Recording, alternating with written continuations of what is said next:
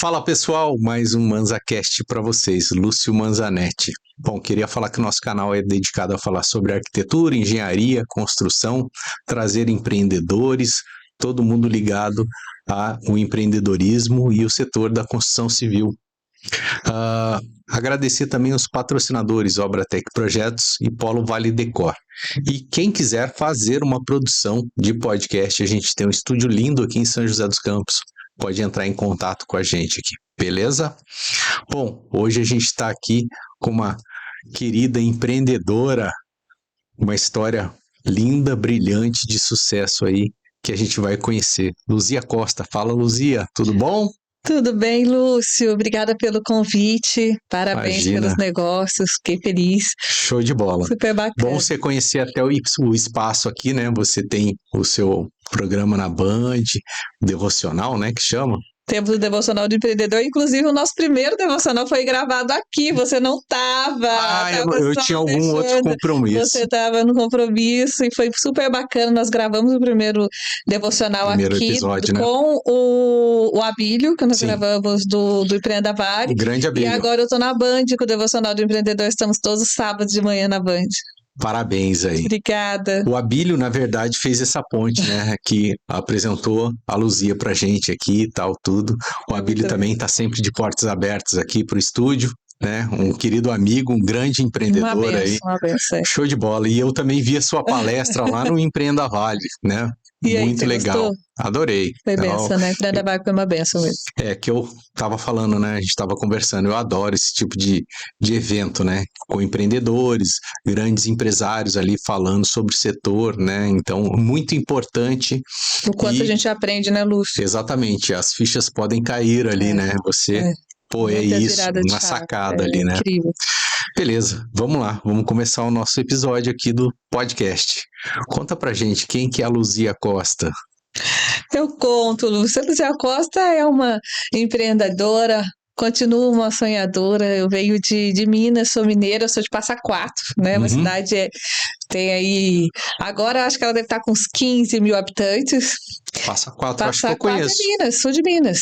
Tá ali depois de Cruzeiro, Passa Quatro. E aí eu casei, com 19 anos eu casei, vim morar em Taubaté. Meu esposo era militar na época, do Bavex, soldado do Bavex na época. Soldado, ganhava super pouco. Fui mãe super cedo, então eu casei com 3 meses ali de casado, eu engravidei. E a gente ali com todo casal novo, jovem, o sonho, né, de crescer junto. O Renato viajava muito, ficava bastante sozinho com o Caio na época. E nós conseguimos financiar ali uma casa pela Caixa, na época, Econômica Federal, um financiamento bem específico ali para militar. Foi muito bacana. Aquele início de casal que estava começando, sonhando junto, uma família construindo e tal.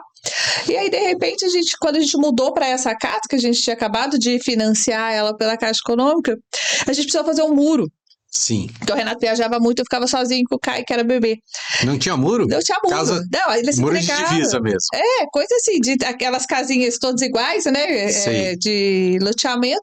Então entregou a casa de manhã, eu mudei à tarde. Nós fomos o primeiro morador assim, do bairro, né? Porque pagava aluguel, mudamos para essa casa. E aí precisava fazer esse muro. Interessante, né, de como que é a maioria dos brasileiros, né, a realidade. Eu não paguei para construir o muro, porque meu irmão ele veio de Passa Quatro para fazer a construção desse muro com um amigo dele para mim, mas eu tinha que comprar o material. E o fato de comprar o material e parcelar essa parcela do material junto com as despesas da casa que a gente tinha, que o salário do Renato era super a conta, ali foi o suficiente para nos endividar. Nossa. Pensa que nós nos endividamos por causa de um muro. Era assim. Então ali começou a ficar assim tudo. Nossa, então era tudo muito contado mesmo, muito né? Muito contado. Então, assim, o pagamento dele pagava as contas de casa, a parcela da casa, ia pagar a parcela. Aí já começou a ter que escolher. Então, pagava ali, não sobrava mais nada. Nada. Sim. E eu congregava aqui em São José dos Campos. Comecei a congregar numa igreja aqui em São José dos Campos, que eu vinha de Taubaté pra cá. De carona até, inclusive, para ir na igreja. E aí, como a situação da gente estava muito apertada, e todo final de pregações, né, de igrejas, normalmente tem lá o empreendedor que é o pipoqueiro vendendo pipoca. E aí, criança quer pipoca. Então, não era todo domingo que tinha dinheiro para comprar pipoca. Então, o que eu fazia? Eu estourava a pipoca em casa e levava para ele comer depois da igreja. Sim. Para poder economizar. E eu falo que já era uma forma de empreender, né? Porque de solucionar um problema. Porque o dinheiro que eu comprava pipoca ali um dia, eu comprava um milho, um saquinho de pipoca o mês inteiro. Então já solucionava algo ali, né? Bem a questão da memória empreendedora. E um dia... Qual igreja que é? Batista? Não, eu era da Aliança Cristã e Missionária, que ficava na Vista Verde. Certo. E aí, um belo dia, ele, no final do culto, como todo domingo, ele vinha da salinha, eu já entregava a pipoca. Esse dia ele veio correndo, e quando eu entreguei a pipoca, ele já saiu em direção ao pipoqueiro. Mamãe, eu vou trocar essa pipoca que tá fria. Uhum. Aí eu falei, aí não deu certo. Isso aqui não deu certo, né? Olha a situação. Ai, meu Deus. Eu segurei ele, falei, não, filho, esse pipoqueiro nem sabe fazer pipoca, a pipoca dele é muito ruim, vamos embora, que a mamãe vai fazer uma pipoca quentinha. E aquilo ali mexeu muito comigo. Sim. Eu falei, eu preciso mudar a história da minha família, porque meu filho vai crescer, ele vai querer estudar, enfim, ele vai ter outros sonhos, não vai ser mais só a pipoca. Então ali eu comecei a empreender. Cheguei em casa, como boa mineira, eu aprendi a cozinhar muito cedo, eu sempre cozinhei bastante, vi o que eu tinha em casa, do básico, e comecei a fazer biscoito. Era um bairro novo, não tinha padaria, então tinha essa oportunidade. Então, todas as tardes eu pegava meu filho, saía para dar um passeio no bairro, e ali nessa questão de batendo palminha de porta em porta, ele com um cavalinho ali de pau. E aí vendia um biscoitinho ali. E vendia os biscoitinhos, e ali eu solucionei o problema da pipoca. Então, aí entrava o dinheirinho da pipoca, entrava para uma fruta, para uma verdura. Como toda dona de casa ali que precisa empreender para começar a ajudar, não foi diferente a minha forma que eu iniciei no empreendedorismo. Só que aquela questão do sonho de empreender e de crescer foi alimentando dentro de mim. Então, da oportunidade do biscoito, eu já percebi que dava para montar um carrinho de hambúrguer na porta de casa, porque meu bairro não tinha nada. Então compramos um carrinho de lanche, ali eu vendia hambúrguer à noite, então eu vendia biscoito à tarde, e à noite eu vendia hambúrguer. E na saída dos hambúrgueres, na venda do hambúrguer, eu falei, nossa, seria bacana se a gente tivesse uma lanchonete, porque daí eu ia aumentar, ampliar isso. E aí você foi subindo uns steps ali, né? Aí conversando com o meu esposo, mas como é que você vai montar uma lanchonete? A gente não tem dinheiro. Eu falei, se a gente tem a casa, mas a casa a gente não pagou nada, a gente financiou 100%. Então a gente somou as parcelas que a gente tinha pago até ali, que era de alguns meses ali da casa, de um ano ali, e vendemos e montamos uma lanchonete. Sim. E ali, quando a gente vendeu a casa, assim, a família, meu pai quase ficou doido, todo mundo, como vocês vão vender a casa? O casal joga, acabou de comprar. Não, a única coisa que a gente tem, vamos arriscar. E aí, era todos os dias ali na lanchonete. Acordava às 5 da manhã, ficava trabalhando o dia todo. No bairro, num outro bairro. Colocava meu filho dormindo embaixo da pia ali pra colocar, o Renato, né, militar, então aquela loucura, tudo.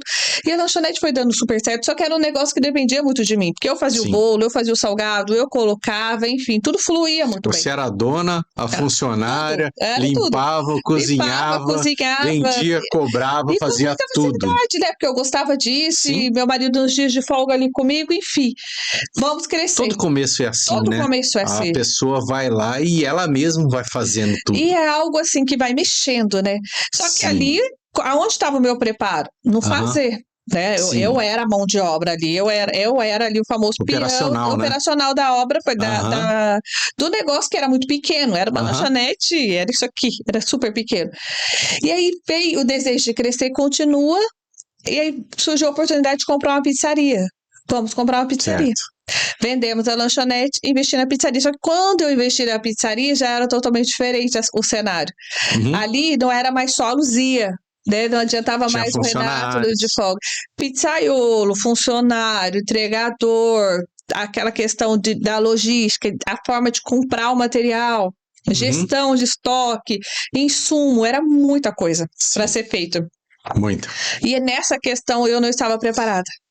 O que eu fiz? É tanta coisa que aí você tinha que ser a dona do negócio, administrar, e aí tem uma série de funcionários, insumos ali, muita e aí, coisa. Além do fazer... E aí, quando você começa, você não sabe disso, né?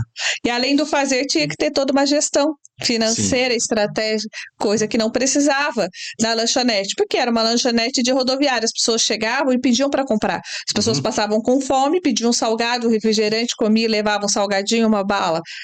Não tinha que trabalhar uma gestão ali. Então, o que eu vendia durante o dia, no final da tarde eu repunha. Então era tudo muito simples de fazer gestão. A pizzaria era uma outra história.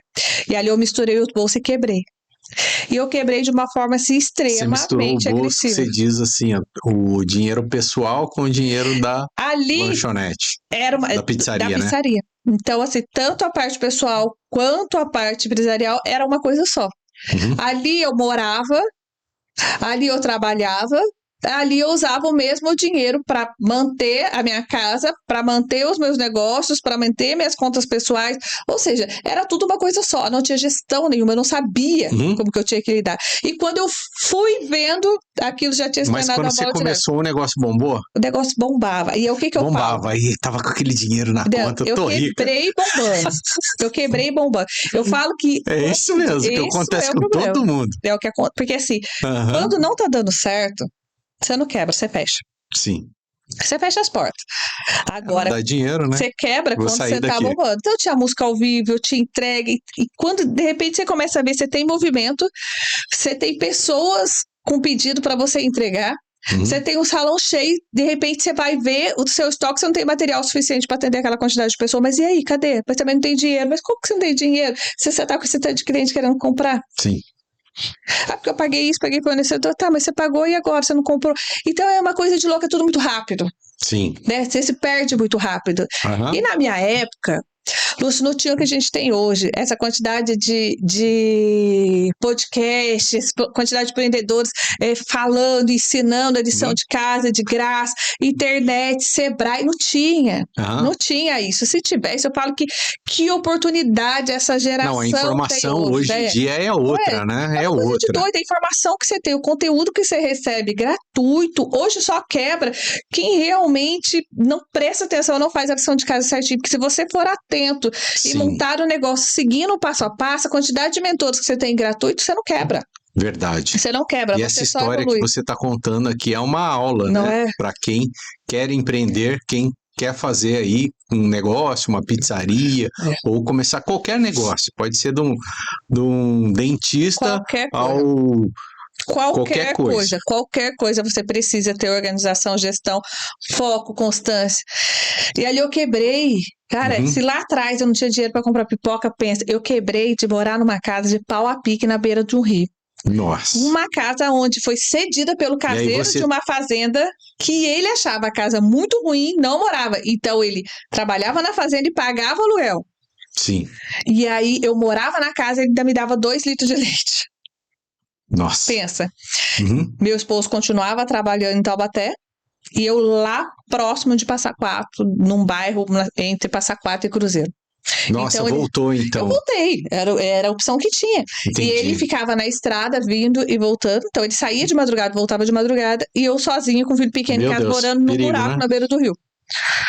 Assim, coisa de doido. E ali, quando eu mudei para essa casa, fazia 30 dias que eu morava nessa casa, acabou meu gás. Nossa. Coisa de doido. E ali eu falei... Mas não tinha nada, não tinha gás, nada. E ali, tinha luz na casa? Tinha luz, aquela coisa de um fogão de lenha. Só que ali aconteceu o que eu não queria, acabou o gás, eu ia ter que ir até a casa do meu pai, que é de Passa Quatro, pedir dinheiro emprestado. Sim. Porque junto, quando você quebra, vem todo orgulho. Poxa, vou pra casa do meu pai pedir dinheiro emprestado pra comprar gás. Ele vai acabar com a minha raça, porque ele não queria que eu vendesse a casa pra investir, negócio de jeito nenhum na época. E aí, quando eu cheguei, aí ele, aquela coisa, eu sabia que isso ia acontecer, olha a situação, minha única filha é mulher, são 8 homens, você de mulher morando na beira do rio, vem morar comigo, e para com isso. Falei, não vou, né? Agora eu vou ter que assumir a responsabilidade. E ele pegou o dinheiro e falou assim, ó, pega esse dinheiro, vai, compra o gás, arruma um emprego e nunca mais abre nada na sua vida, Luzia, eu não suporto ver você nessa situação. Mas fala por amor, que eu não quero você sofrendo. E aí, mas quem é empreendedor não tem jeito. Não tem jeito.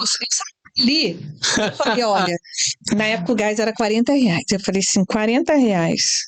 Só que se eu comprar gás, eu não vou ter dinheiro para comprar comida. Sim. Agora eu tenho R$40, eu vou montar um outro negócio. Eu saí da casa dele com a ideia de montar um outro negócio com os R$40. Eu fui pedir dinheiro pro gás. Quando ele me deu dinheiro pro gás, eu já entendi que eu não ia ter dinheiro. Nunca mais monta nada com esses R$40. Agora eu tenho R$40. Agora vou fazer alguma coisa. Tô com dinheirão. E eu passei na quitanda, comprei uma caixa de tomate e fui embora. de ônibus, uma caixa de tomate. Quando eu cheguei em casa, eu acendi o fogão de lenha que tinha na casa, comecei a desidratar tomate e vender tomate seco. Voltei a empreender vendendo tomate seco na beira do rio. Sim. E ali eu ia até Passa Quatro, que tem estação de trem, uma cidadezinha turística, e aí eu comecei a vender os tomates secos ali, deixava nas estações. Ali eu comecei a comprar o gás, a comprar comida, tudo com dinheiro de tomate seco e conservas. Comecei a fazer várias conservas. Tomate seco, tinha um valor agregado bom. Tinha, super bom, e ali era uma região que vendia. Ali eu consegui juntar dinheiro, sair daquela casa da beira do rio e morar numa cidadezinha mais próxima de Taubaté, que era Roseira. Sim. Ali a gestão financeira, o senso do negócio já começa a tomar conta, né? A gente já vai começando a acordar. Eu lembro que quando eu cheguei em Roseira, ali você já faz um estudo de mercado muito no olhômetro, ali já não ia funcionar mais a venda do tomate seco, porque é uma cidade que onde tinha... É muito pequena, né, Roseira? E não é não só por ser pequeno, Passa Quatro é menor ainda, só que Passa Quatro é uma cidade turística, né? E Roseira não era. Então, e ali tinha nos mercados, era muito comum. Eu tinha R$5. Eu falei, bom, eu não posso deixar esse dinheiro acabar. Eu fui no mercado ver o que dava para fazer com esses R$5. E o quilo de açúcar na época era R$1,25 e corante. Eu comprei açúcar e corante e falei, vou fazer pirulito. E vou vender pirulito. Só que eu nunca tinha feito pirulito na minha vida. Olha, era o que o dinheiro dava. É o famoso empreender por dinheiro. E ali eu fui, xicrinha por xicrinha de açúcar, até chegar na receita do pirulito, começar a vender pirulito, porque ninguém me passou a receita do pirulito. Sim. Que Passa Quatro é uma coisa comum, esses pirulitos. E meu marido ficou igual um doido para conseguir aquela forma, porque é uma forma difícil de conseguir também, de alumínio batido. Então eu lembro que na época nós compramos uma forminha que custava R$50, e eu fazia de 3 em 3 pirulitos para poder fazer um pacotinho de 25 no final do dia para vender. Nossa. Aí comprava outra forminha e ali a gente foi para começar a entregar os pirulitos. E foi uma coisa tão mágica. Eu lembro que teve uma semana que a gente vendeu bastante pirulito, foi aniversário do meu filho. E aí a gente levou ele para comer pizza. Ele fala até hoje que é a pizza mais gostosa que ele comeu. Porque foi com o dinheiro do pirulito que deu para pagar uma pizza à noite. E ali a gente vai colocando e vendendo pirulito na cidade, nos barzinhos, nos armazéns. Aí veio uma moça e comentou que a cidade de Roseira a prefeitura ia dar um curso de massagem. E aí foi quando eu ganhei essa vaga, que era um curso gratuito, e fiz meu primeiro curso na área de estética, que foi esse curso de massagem. Sim. E ali eu entrei para o segmento de estética, porque com poucas semanas no curso, eu comecei a atender as mulheres em cima da mesa. Porque elas falavam, nossa, você tem uma mão boa. Não, você tem uma mão boa, você consegue me atender a domicílio? Eu falava, consigo. Você ia na casa. A pessoa falava, você tem maca? Eu falava, não, mas você tem mesa, porque eu não tinha mesa na minha casa, como é que eu ia atender? Sim. Então eu forrava a mesa dos clientes e atendia os clientes em cima da mesa. Ali eu comecei, aí veio uma cliente, comprou uma maca pra mim e pagou, e eu paguei em serviço, e ela comprou no cartão de crédito, a outra comprou um creme, um produto. Aí esse curso, eu ganhei um outro curso de massoterapia neurológica e fui estendendo os meus cursos gratuitos na época. Tudo gratuito. Lá em Roseira mesmo. Isso, em Roseira. Aí eu decidi que eu montaria uma tenda de massagem na praia para juntar dinheiro, pagar as minhas dívidas e voltar a morar em Taubaté, porque eu morria de vontade de morar em Taubaté de novo, mas não tinha como, tinha sido quebrado, devendo, tinha dívida, um monte de coisa. E aí nós fomos para Ubatuba, alugamos um cômodo do tamanho dessa cozinha, e aí dormia no colchão inflável, das 5 da manhã à meia-noite. Detalhe, quando eu desci para alugar esse ponto, nós tínhamos um golzinho a gás na época, que eu tinha comprado com o dinheiro do pirulito, que eu ia precisar, né, ou de um carro para atender os clientes a domicílio. Aí cheguei em Ubatuba, que foi, para você ter uma noção, até hoje, a única massagista com alvará de funcionamento em Ubatuba na praia fui eu, o resto tudo é extensão de hotel. Para você ter uma ideia de quanto é difícil um alvará de funcionamento. E ali eu fui, foi uma doideira até conseguir aquele alvará. Consegui o alvará de funcionamento. E onde ficava lá? Ficava na Praia do Tenório.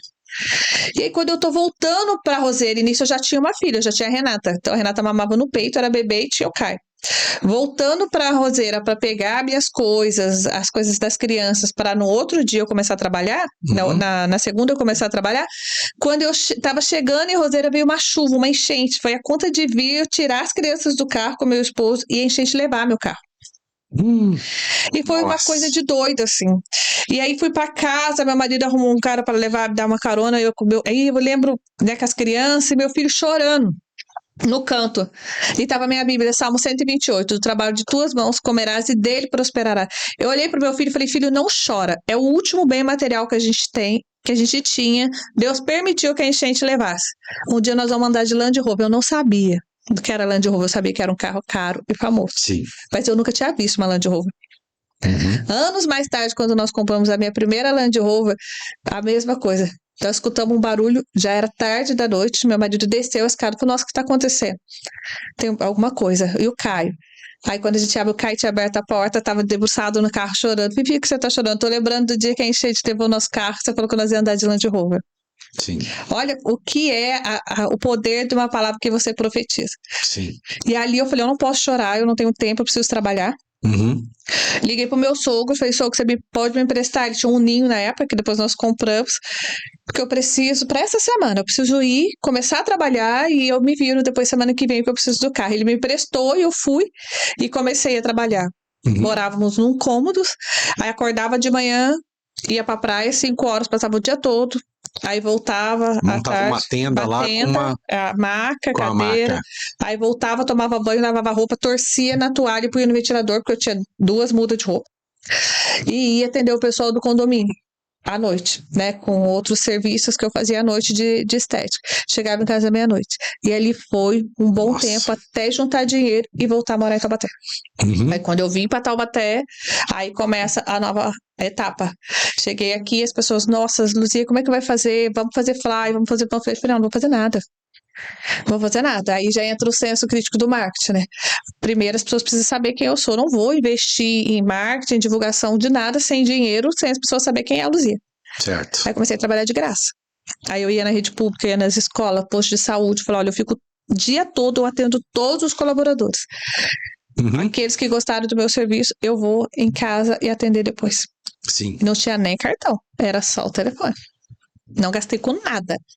Ali eu fui demonstrando o meu serviço, gerando aquela experiência para o cliente, e aí comecei a atender a domicílio. 1 ano, minha carteira já não cabia mais cliente na minha carteira. Maravilha. Aí eu tive que alugar um espaço e fui estudando. Nisso eu fui estudando, me capacitando, fazendo curso. Quando aí você começou, que você foi ali dar o treinamento, né? Você falou nas escolas, nas empresas, dar treinamento não, você ia lá fazer atendimento, né? De estética, massagem e tal, várias coisas que você devia fazer ali, né? Tudo.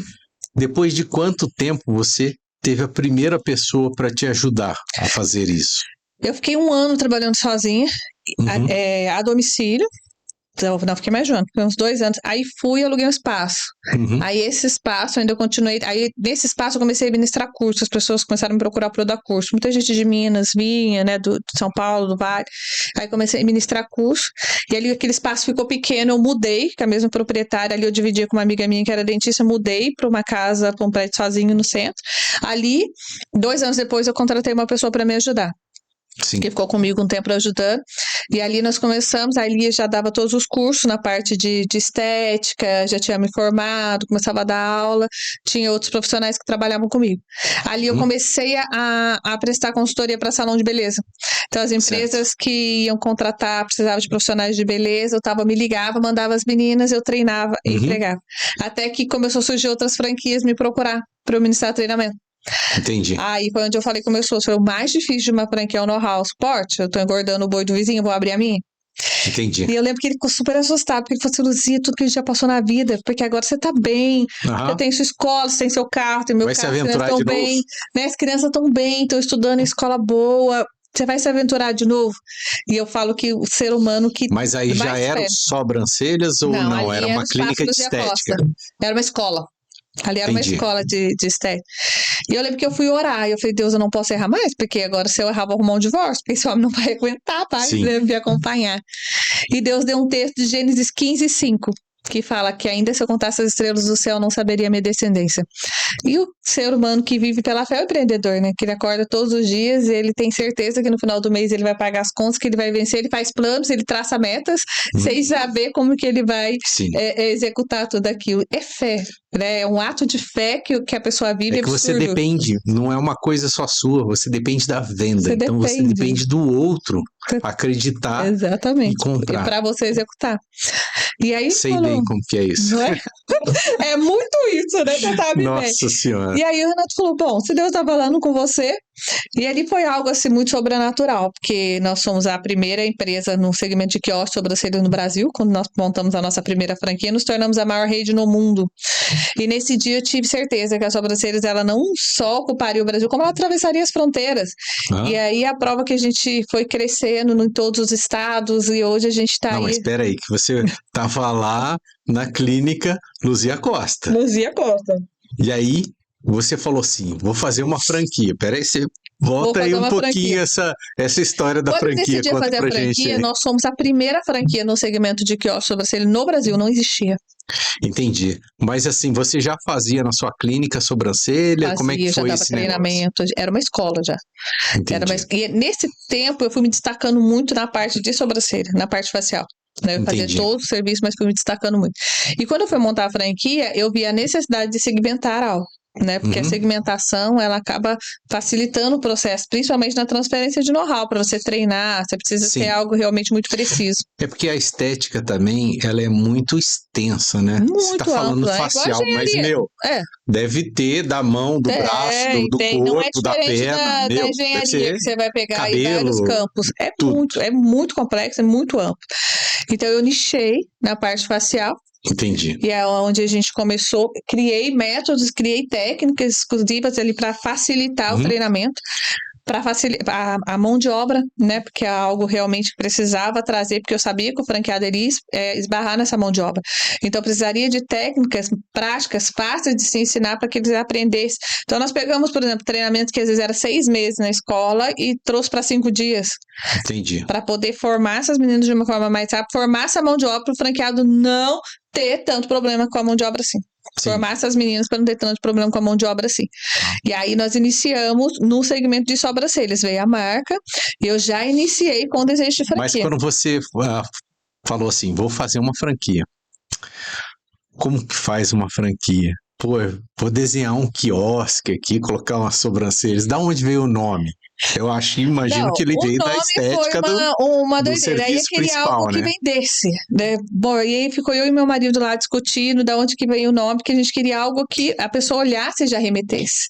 E aí a gente pensou em todos os nomes que você imagina. E meu marido falou, mas o que você acha então de, em vez de só sobrancelhas não sei o que, express, você não põe sobrancelhas e fica esse jogatilho, né?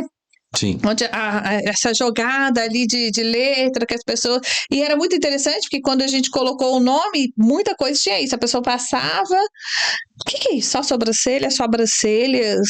Nossa, nunca vi isso. E acabava chamando atenção. Só sobrancelhas. E as pessoas falavam, não, você faz só sobrancelha? Não, não faz. Você acabava gerando uma oportunidade da pessoa entrar, de você conversar, e as pessoas olhavam, nossa, tá escrito errado essa palavra. Tem alguma tipo, sabe? Sempre chamava atenção de alguma forma. Certo. A palavra chamava muita atenção. E aí a gente decidiu colocar sobrancelhas.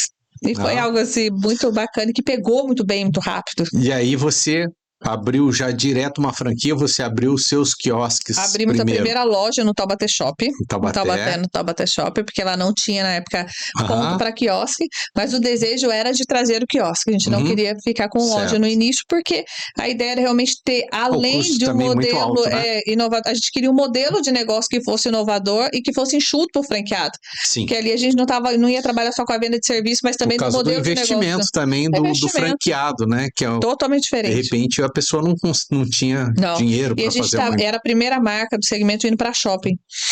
Então, o quiosque, para você testar o shopping é mais fácil e é mais barato. E se você precisasse tirar e mudar, era muito mais fácil você mudar a localização diferente de uma loja, que tem todo um investimento e uma complexidade, né? Sim. Só de projetos ali são...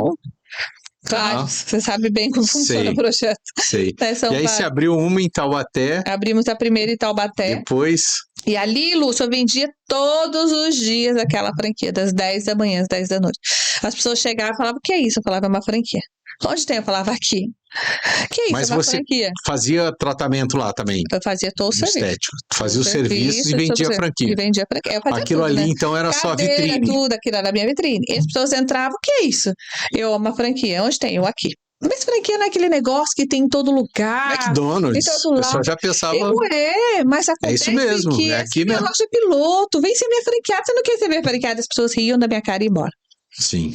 Até que chegou minha primeira franqueada. Mas assim, Elas riam porque elas não sabiam que, não tinha ideia, né, quem tinha uma visão um pouco maior falou, opa, que aqui é tem isso, um né? negócio. Essa mulher é doida. Sim. Aí um dia chegou a Pamela, que é a minha primeira franqueada, que está comigo até hoje, uma benção, e ela falou, olha, eu vou investir numa franquia na Havaianas. Eu, não, Havaianas não, vou te contar das sobrancelhas. A Havaianas era imensa, Tá com nada. Havaianas muito maior. E ela, tá, aí a gente sentou pra tomar um café. E ali que é onde a gente começou a conversar, foram horas de conversa, e foi Ela já surreal. era empresária? Não era empresária, ela era uma meteorologista da USP no Rio de Janeiro. Uhum. Trabalhava numa empresa lá. E aí, quando ela olhou, ela falou, olha, quer saber? Eu não vou nem investir nas sobrancelhas nem na Havaianas, vou investir em você, porque, cara, você vai crescer tanto. Eu tô vendo tanto potencial que eu quero estar junto nesse projeto. Essa conversa foi tão edificante na minha vida, foi tão especial que eu quero investir, eu quero essa marca. E ela é apaixonada na marca, vai fazer 10 anos que tá com a gente. E aí eu falei, bom, já que você quer investir, você acreditou, nós vamos montar um quiosque. Porque é o projeto. Me ajuda a desenhar, ela é engenheira, vamos desenhar e vamos pensar. E eu lembro que a gente sentou numa padaria e desenhava assim, lá em Santo Antônio do Pinhal, no papel de pão, assim, e indo atrás de marceneiro, foi algo de doido. E ali nós montamos o primeiro quiosque com ela, em Guaratinguetá. E ali a gente começou.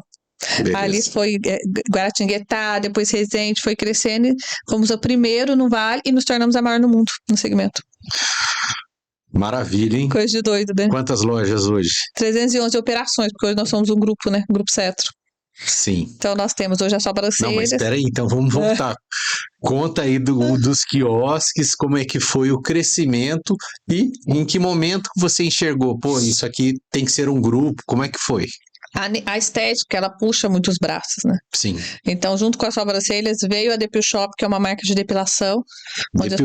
Depil Shop, onde a gente trabalha com ceras específicas, liberando salões de beleza, profissionais da área de beleza, da área de funciona depilação. No mesmo quiosque, não, né? Tem que ser uma loja de depilação, né? Porque é fechado e tal. Depilação em loja. Aí veio a Reduce, que são produtos para emagrecimento na parte de estética. Nós temos também startups aí onde a gente trabalha. Tem outras marcas onde a gente incuba e vem colocando, marcas de produto. Nós temos a Farmacêutica, nós estamos expandindo com rede de farmácia. Então tá bem crescendo. Nossa, hoje a gente tá no Brasil, é gigante. Brasil, Argentina, Bolívia, Portugal, Estados Unidos. Maravilha. É uma benção. É a extensão das fronteiras, né? Sim. É muito trabalho, é muito desafiador, mas qual é o segredo de tudo isso? Hoje só a nossa marca, só a sobrancelhas já bateu a meta de 12.300.000 clientes atendidos. Nossa. É algo assim surreal. E as pessoas falam assim, como? Porque eu pego franquias que tem 900 lojas, que tem muito mais lojas que a gente não chegou no número de clientes que a gente atende. Sim. Mas qual que é a diferença? Eu transformei isso no meu maior ministério. Então, só para você olhar, é o ministério. O Grupo Cetro, ele é o ministério. Então, nós temos profissionais trabalhando, levando essa marca. A gente leva a palavra de Deus através do empreendedorismo. Então, são pessoas sendo impactadas, o propósito que a gente olha, a forma que a gente lida com o cliente, o que a gente trata. Então, ela vai muito além. Então, essa multiplicação de clientes, ela tem muito a ver com o ministério. Certo. Não é só um local de fazer sobrancelha. E aí você começou ali a sua primeira franquia, a moça lá foi lá investir, a sua primeira franqueada, né? Sim. Desenharam lá os quiosques.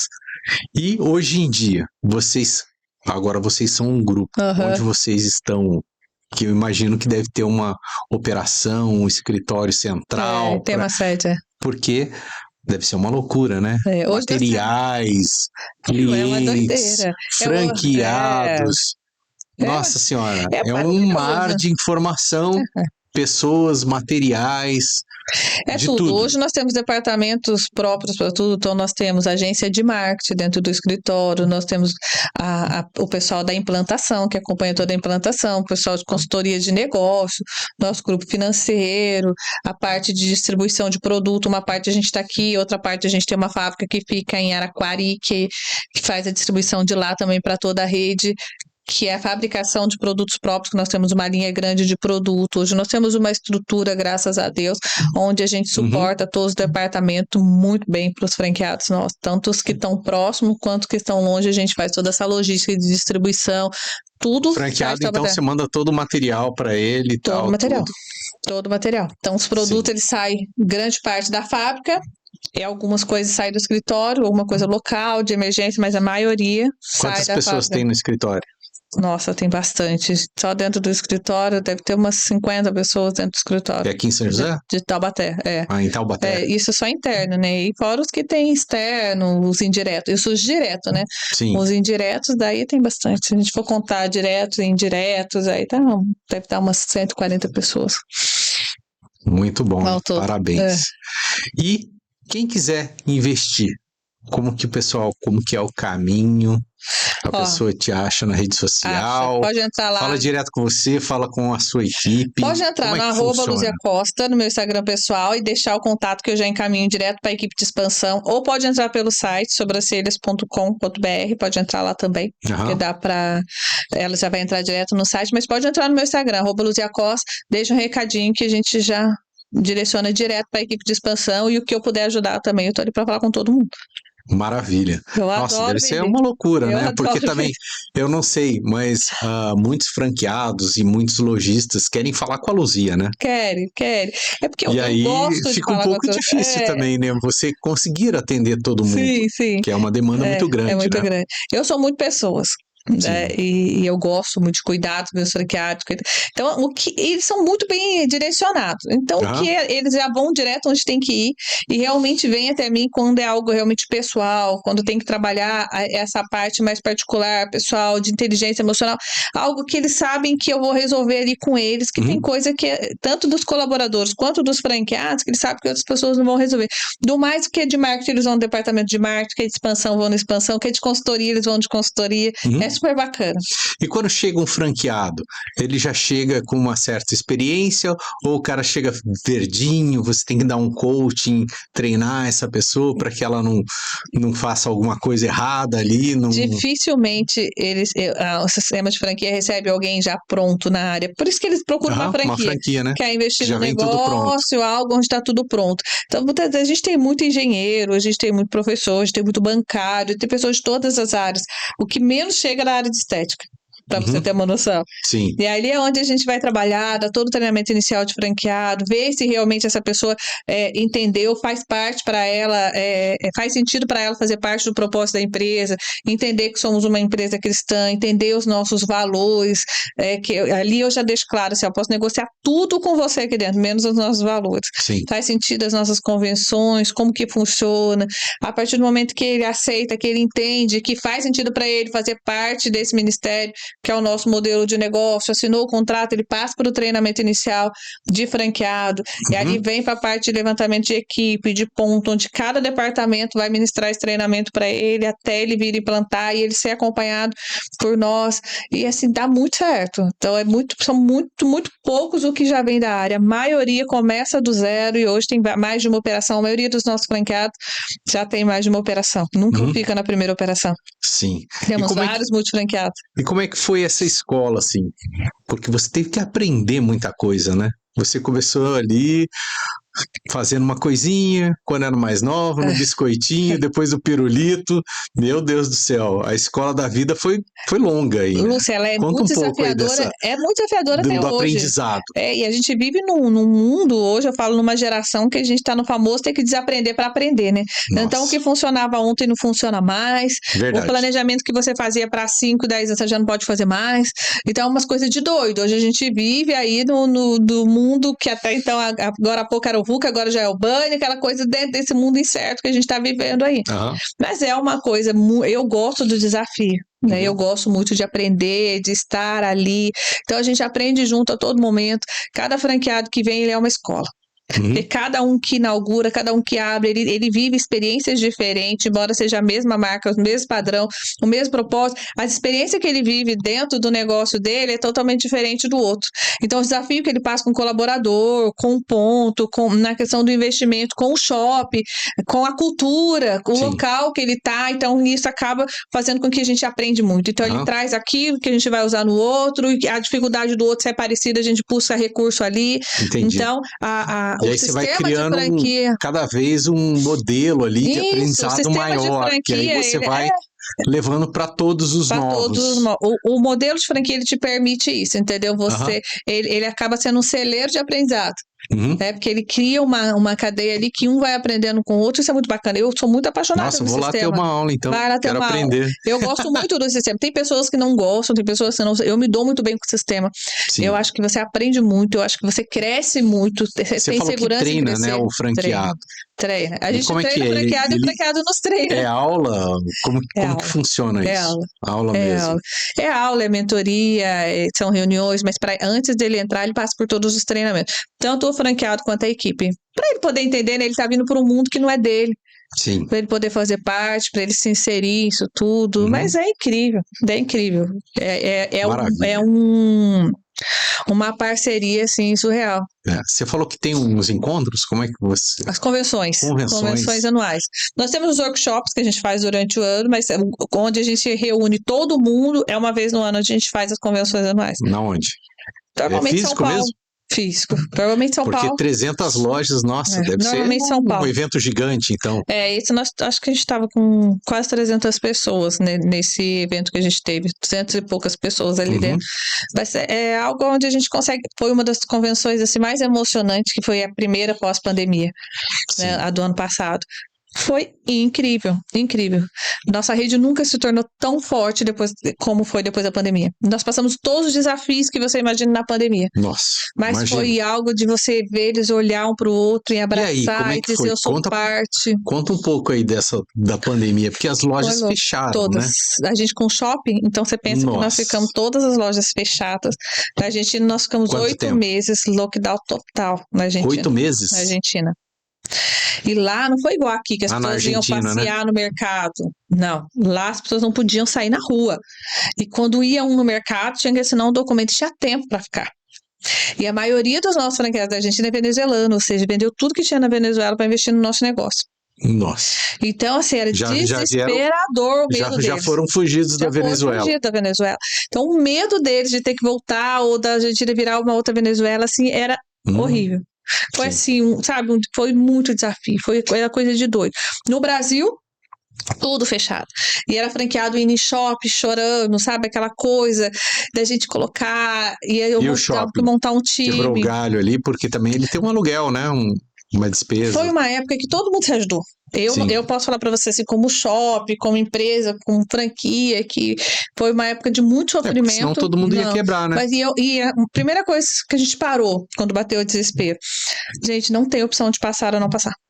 A diferença é como cada um vai passar. E eu tinha um desafio que eu tinha que manter o escritório ativo para dar todo o suporte para a rede. E o pessoal foi home office? Como é que foi? Alguns home office, alguns a gente ia revezando para a gente estar ali, para poder atender a rede toda, e sem renda. Então, eu tinha uma equipe, uma folha de pagamento para pagar, no final do mês normal, que era do escritório, e uma rede fechada, sem faturamento. Sim. Então, foi uma coisa de doido. E a rede não faturava e também as lojas não faturavam, não faturava nada. A rede tem uma participação da loja, né? Que é uma franquia. Tem, então assim, tudo parado, ninguém ganhava dinheiro em lugar nenhum. E ali a gente foi assim, foram meses ali de desafios difíceis.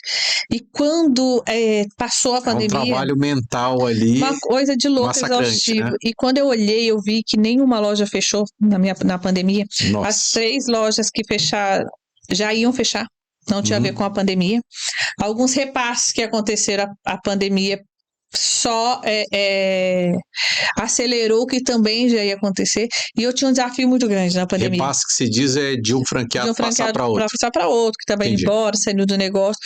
E o maior desafio, a maioria dos meus contratos vencia no meio da pandemia com as lojas fechadas. E eu falei, agora? Então era um processo que eu estava de renovação contratual, de atualização de percentual, como que vai ser? E eu não tive um franqueado que não renovou por causa da pandemia. Como eu disse, 3 contratos nós não renovamos, já não ia renovar, independente da pandemia. Então, assim, 2 deles por parte da franqueadora. Então foi algo que, quando a gente começou a ver aquilo mover de Deus ali e franqueados olhar e falar assim, eu não tinha noção do quanto eu amava a minha loja, eu não tinha ideia do quanto isso era importante para mim, eu não tinha ideia de quanto eu amava tudo isso. E quando passou e as lojas começaram a trabalhar, nós fomos uma das primeiras redes a se recolocar no mercado de trabalho, a chegar no ponto de equilíbrio do segmento de estética, nós fomos uma das primeiras, que foi a sobrancelha. Quando a gente estava ali, porque a gente sempre foi muito destaque, porque quando a sobrancelha nasceu, a gente já trabalhava com máscara, luva, álcool e gel. A parte de biossegurança nunca foi novidade pra gente. A única coisa que a gente precisou fazer foi tirar a cadeira de distanciamento social. O resto já fazia parte. Então, quando todo mundo estava desesperado atualizando protocolo para comprar EPI, nós estávamos doando. Eu estava doando para o Hospital de Passa Quatro, que estava em falta, que era a minha cidade, e fazia parte do nosso estoque. Sim. Então, quando a gente veio, isso era algo que, da nossa rotina, era muito comum. Então, a gente sempre teve muita credibilidade. Então, os nossos clientes ali se tornaram mais fortes ainda pela questão da confiança, essa questão do Covid, saber da forma que a gente trabalhava. Então, a nossa sobrancelha, ela já tem o hábito da biossegurança. Sim. Então, nós crescemos muito pós-pandemia. Foi um dos serviços mais procurados, que é a sobrancelha, porque a gente fez uma campanha Sorrir com os Olhos. Quando eu fui abrir sobrancelhas, eu já falava que eu queria que era algo que, no mundo inteiro, ainda que nas Arábias as mulheres tivessem coberta, a sobrancelha estava de fora. A pandemia, a única coisa que aparecia era a sobrancelha. Então, foi um serviço muito procurado, onde a gente começou a crescer. Sorrir com os olhos. Legal. Era a única coisa que aparecia, era sobrancelhas e cílios, que é o nosso carro-chefe das lojas. Então, nós crescemos muito com o serviço e os franqueados abrindo outras lojas, querendo abrir, saíram na pandemia, da convenção assim, maravilhado, sabe? É isso que eu queria de entender. Então, nós nos tornamos muito fortes depois de tudo isso que a gente passou. Sim. E hoje em dia não são só quiosques, né? Vocês têm várias lojas mesmo. Hoje a maioria loja do Brasil, a maioria loja. A Argentina, ele começa a maioria com quiosque para testar, né? Sim, e vai para loja. Depois cresce para uma loja. Cresce para loja. A Argentina, a maioria é quiosque ainda. Legal. É a benção. Maravilha. Nossa, que papo legal, hein? Show de bola. Gratidão aí pelo nosso papo, suas histórias aí de empreendedorismo, né? Imagino que engrandeceu aí o nosso podcast e as pessoas que estão assistindo aí o nosso podcast. E beleza, quem quiser abrir uma franquia, pode entrar em contato com a Luzia Costa, nas sobrancelhas, beleza? Obrigada. Ela vai trazer tudo lá, como ser um franqueado, e você também pode ter o seu negócio. É isso aí, Luz. Obrigada. Deus abençoe muito, viu? Vocês continuem impactando pessoas, ajudando as pessoas aí com tanta informação, tanto conteúdo. Que aula, né? Que privilégio dessas pessoas poderem estar acompanhando aí vocês. Obrigada e você aí de casa, quando você quiser, tamo junto, os microfones estão abertos aqui, beleza? Obrigada. Pode ficar à vontade. Obrigada, viu? Deus abençoe. Obrigada mesmo. Valeu. Até a próxima, pessoal. Valeu. Mais um ManzaCast fantástico para vocês. Um abraço.